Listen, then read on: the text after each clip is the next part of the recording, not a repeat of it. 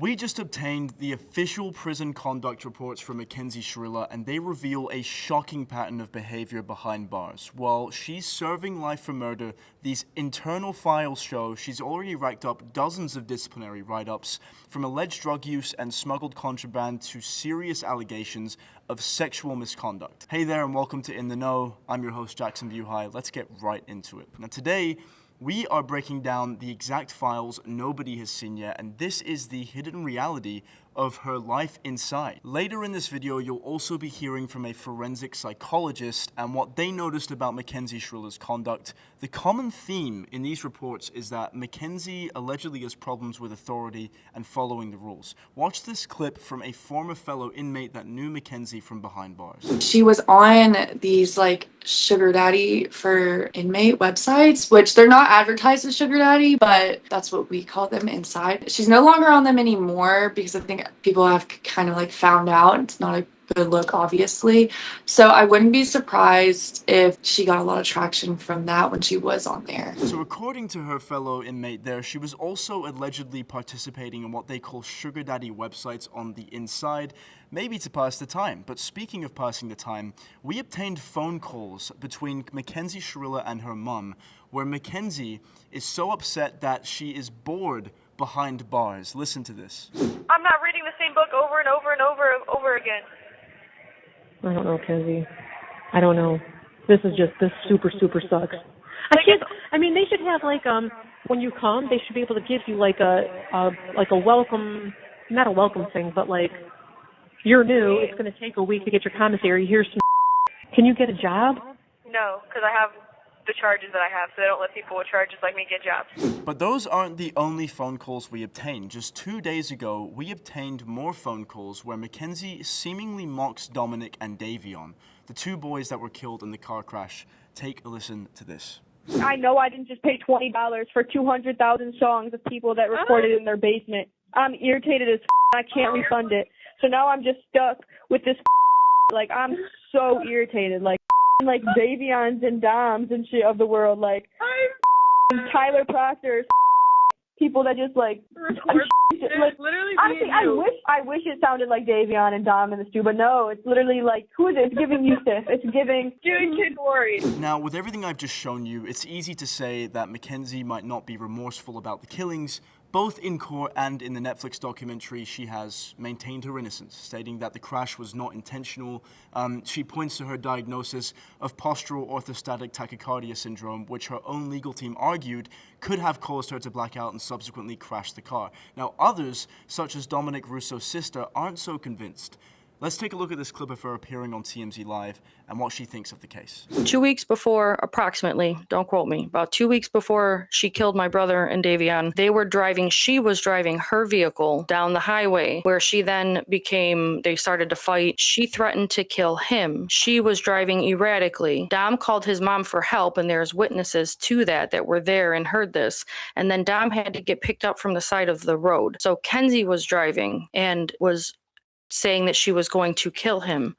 Now, what Kenzie did, because she's a narcissist, and was covering her tracks because everybody heard the call and knew what she had done that day. Dom, the friends, the family, everybody knew what she had done. But now I want to get into the conduct reports. There are about 25 of these conduct reports. Some feature her being reprimanded for not following the dress code.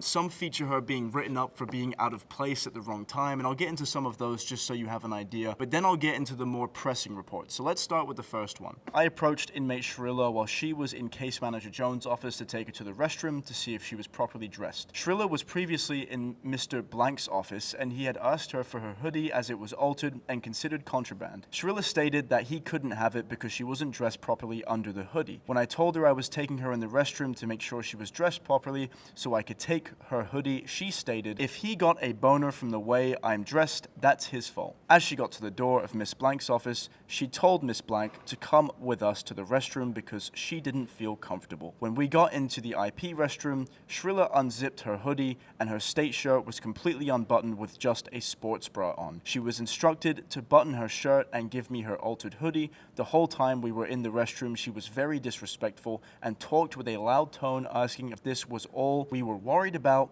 was her altered jacket. Date of violation, January 16th, 2025. A random bed search was conducted on inmate Shirilla.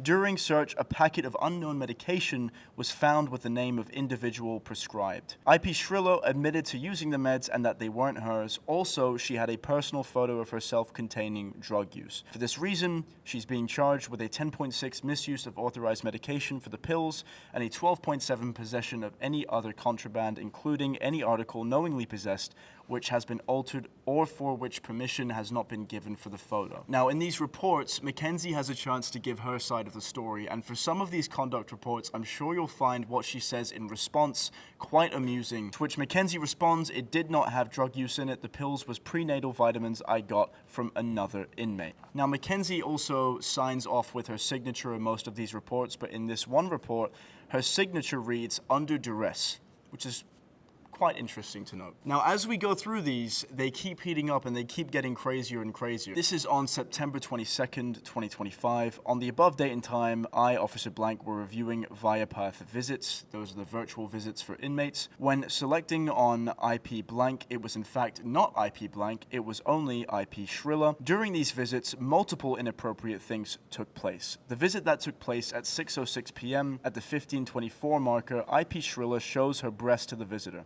Then at 21:08, the visitor shows, let's just call it a sex toy. Then lastly, at 22:53, the visitor shows her breast. Then on the visit at 7:42, at the 24:01 marker, the visitor shows her breast with a sex toy sticking out of her pants twice. Then at 25:17, the visitor sets the phone up and walks into the frame completely undressed. There was a total of 7 video visits taking place between IP Shirilla and the visitor, all taking place on IP's account. Mackenzie Shirilla was having virtual visits that were highly inappropriate in content, and she was also doing it on another inmate's virtual Zoom account. Mackenzie responds very quickly by just saying offender pleads guilty.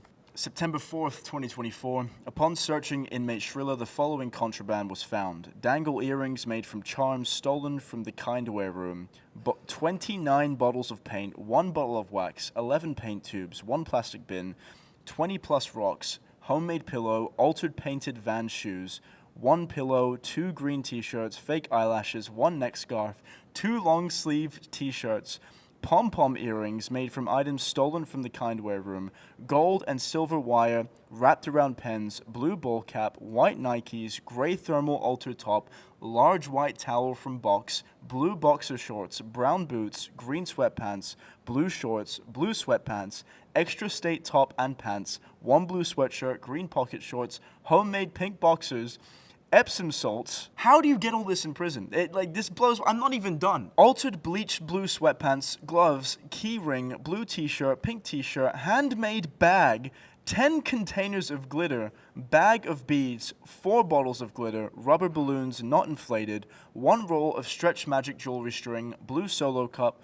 1 bag of wraps, 2 mixed veggies, marshmallow fluff, 2 bottles of glue stolen from the kindwear room, 4 bags of nuts, edamame noodles, miso soup, white tank top, scotch tape dispenser. She's living better than me. 2 bottles of mixed pills, 3 boxes of Jell-O, large container of ceramic steeler stolen from the kindwear room. Shirilla does not work in the kindwear room. For all of this, I am charging Shirilla with possession of contraband to include altering and with stealing. I didn't know you could get all of this stuff in prison. Let me know what you guys think in the comments, because that is absolutely insane. To have boxes of Jell-O and all these different kinds of foods, and like, she had homemade handbags. I mean, in the response here, she even says, "I didn't steal anything. I got it from blank. I like to paint cups. She gave me the stuff. I paid 10 for each kindwear." So I think she's saying another inmate was in the kindwear room and brought Mackenzie the things which Mackenzie paid for, but still, you can't have that stuff in your cell, and it is contraband, according to the prison. Let me know what you guys think. That's ridiculous. She received so many infractions for this. I mean, she received,